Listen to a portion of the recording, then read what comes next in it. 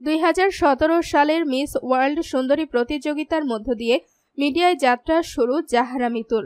অল্প সময়ের মধ্যে বিনোদন জগতে জায়গা করে নিতে বিভিন্ন রাজনৈতিক ব্যক্তিদের সঙ্গে সখ্যতা তৈরি করেন এই অভিনেত্রী। তার প্রমাণ কাজী হায়াতের জয় বাংলা সিনেমা। কথিত আছে অভিষেক সিনেমাতেই কোনো এক রাজনৈতিক ব্যক্তির বিশেষ অনুরোধে কাজ পান। তবে গত 7 বছরে অভিনয়ের ঝুলিতে আছে মাত্র 8টি সিনেমা, যার একটাও সফল হয়নি। শুরুতেই নবাগত নায়িকা হয়েও রাজনৈতিক ব্যক্তিদের ক্ষমতা দেখিয়ে কাজ করেছেন শাকিব খানের মতো চিত্রনায়ক এর সঙ্গে। ছবির নাম আগুন। আর এই সিনেমাটির প্রযোজক ছিলেন ক্যাসিনো কেলেঙ্কারি অন্যতম আসামি দেশ বাংলা মাল্টিমিডিয়ার কর্ণধার এনামুল হক আরমান। গল্পটা এখানেই শেষ নয়। এই সিনেমার মহরতে উপস্থিত ছিলেন ক্ষমতাচ্যুত আওয়ামী লীগের সাধারণ সম্পাদক সেতুমন্ত্রী ওবেদুল কাদের। যদিও ছবিটি এখনও আলোর মুখ দেখেনি।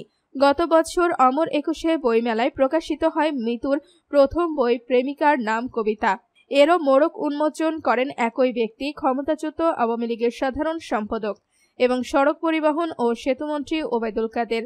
সেই বইয়ের মোড়ক উন্মোচন অনুষ্ঠান শেষে মিতু তার সোশ্যাল মিডিয়ায় লেখেন, আমার প্রথম চলচ্চিত্রের মহরত আপনি পাশে ছিলেন। আমার প্রথম কাব্যগ্রন্থের মোড়ক উন্মোচনও তার হাত ধরেই। আমার সবচাইতে প্রিয় ব্যক্তিত্ব ও অভিভাবক। মাঝে তাকে দেখা গেছে বিভিন্ন টিভি চ্যানেলের উপস্থাপিকা হিসেবে। সেখানে ছিল বড় বড় ব্যবসায়ীদের সঙ্গে দিয়েছে। শুধু তাই নয়, অভিযোগ আছে একই রাজনৈতিক ব্যক্তিকে দিয়ে টিভি মালিকদের ফোন করেন তিনি। রাজনৈতিক ব্যক্তিদের ক্ষমতা দেখিয়ে টিকে থাকার চেষ্টা করেছেন এই অভিনেত্রী। মাঝে মধ্যে মিডিয়া থেকে হারিয়ে যাওয়া দেশ বিদেশ ভ্রমণ ছিল তার নিত্য নৈমিত্তিক ব্যাপার।